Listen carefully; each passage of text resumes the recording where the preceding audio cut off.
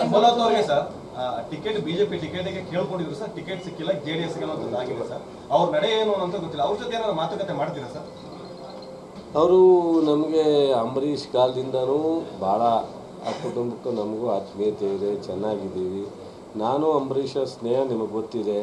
ರಾಜಕಾರಣಕ್ಕೆ ಇಲ್ಲಿ ಮೊದಲನೇ ಬಾರಿ ಲೋಕಸಭಾ ಸದಸ್ಯರಾಗಲಿಕ್ಕೆ ನಾವೆಲ್ಲ ಹುಡುಗರೇ ಹೆಚ್ಚಿನ ಕಾರಣಕ್ಕೂ ಜವಾಬ್ದಾರಿಗಳು. ಶಿವಾನಂದ್ ಇರ್ಬೋದು, ನಾನಿರ್ಬೋದು, ನಮ್ಮ ಪುಟ್ಟರಾಜ ಇರ್ಬೋದು, ನಮ್ಮ ಎಚ್ ವಿ ರಾಮು ಇರ್ಬೋದು, ಜನತಾದಳದ ಅಧ್ಯಕ್ಷ ರಮೇಶ ಇರ್ಬೋದು, ನಾವೆಲ್ಲ ಅವತ್ತಿಂದನೂ ಅವ್ರು ಕಾಂಗ್ರೆಸ್ಗೆ ಹೋದಾಗ್ಲೂ ನಾವು ಜನತಾದಳದಲ್ಲಿ ಉಳಿದಾಗಲೂ ಸಂಬಂಧ ಇತ್ತು.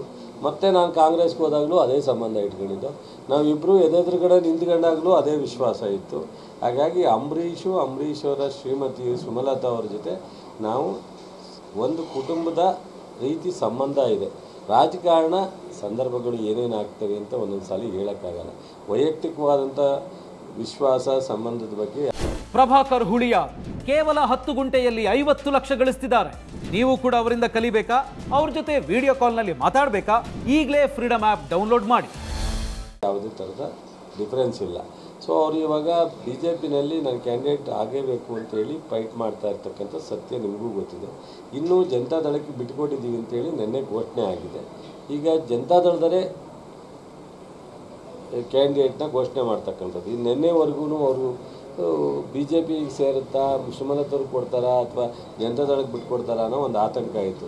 ನಿನ್ನೆ ಅವರ ಪಾರ್ಟಿಯ ಮುಖ್ಯಸ್ಥರು ಕೋಲಾರ ಮತ್ತು ಮಂಡ್ಯ, ಹಾಸನ ಮೂರನ್ನು ಜನತಾದಳಕ್ಕೆ ಬಿಟ್ಟಿದ್ದೀವಿ ಅಂತ ಹೇಳಿದ ಮೇಲೆ ಈಗ ಉಳಿದಿರ್ತಕ್ಕಂಥ ಸುಮಲತನ ಹೆಸರು ಘೋಷಣೆ ಮಾಡಲಿ ಅಥವಾ ಪುಟ್ಟರಾಜನ ಹೆಸರು ಘೋಷಣೆ ಮಾಡಲಿ, ತಮ್ಮಣ್ಣ ಹೆಸರು ಘೋಷಣೆ ಮಾಡಲಿ, ನಮ್ಮ ತಾಲೂಕಿನ ಭಾಳ ಸೀನಿಯರ್ ಲೀಡ್ರು ಅವರೇ ಇರೋದ್ರಲ್ಲಿ ಬೆಟರು ಅಂತ ಓಡಾಡ್ತವ್ರಲ್ಲ ಸುರೇಶ್ ಗೌಡರು, ಅವ್ರನ್ನ ಘೋಷಣೆ ಮಾಡಲಿ.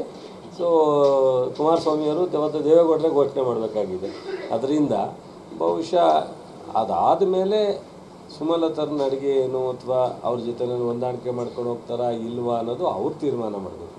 ನಾನು ಈ ಸಂದರ್ಭದಲ್ಲಿ ಅವ್ರ ಬಗ್ಗೆ, ಯಾಕೆಂದರೆ ವೈಯಕ್ತಿಕವಾಗಿ ಅವ್ರ ಬಗ್ಗೆ ಗೌರವ ಇರೋದ್ರಿಂದ ನಾನು ಯಾವುದೇ ಸಂದರ್ಭ ಬಂದಾಗಲೂ ನಾನು ಆ ಥರದ್ದು ಮಾತಾಡಿಲ್ಲ. ಈಗಲೂ ಅವ್ರ ತೀರ್ಮಾನ ಅವ್ರಿಗೆ ಬಿಡಲ್ಲ ಸರ್. ಅವರ ರಾಜಕೀಯ ನಡೆ ಏನು ಅಂತ ತಿಳಿಸಿಲ್ಲ, ಕಾರ್ಯಕರ್ತರ ಜೊತೆ ಚರ್ಚೆ ಮಾಡಿ ತಿಳಿಸ್ತೀನಿ ಅಂತ ಹೇಳಿದ್ದಾರೆ. ಹಾಗಾಗಿ ಎಲ್ಲೊಂದು ಮಾತುಕತೆ ನಾನು ಆ ಥರದ ಮಾತು ಇಲ್ಲಿವರೆಗೆ ಆಗಿಲ್ಲ. ನೋಡ್ರಿ, ಯಾವುದು ಆಗಲ್ಲ ಅಂತೇನಿಲ್ಲ, ಬಟ್ ಅದು ಇಲ್ಲಿವರೆಗೂ ಆಗಿಲ್ಲ.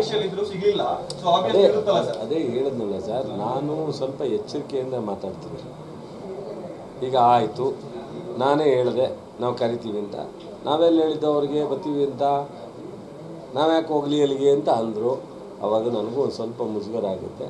ಮುಂದೆ ನೋಡೋಣ, ಅಂಥ ಸಂದರ್ಭ ಬಂದಾಗ ಅದು ಏನು ನಡೆಯುತ್ತೆ ಅದು ನಮಗೆ ಗೊತ್ತಿಲ್ಲದಂಗೆ ನಡೆದೋಗುತ್ತೆ ಕೆಲವೊಮ್ಮೆ.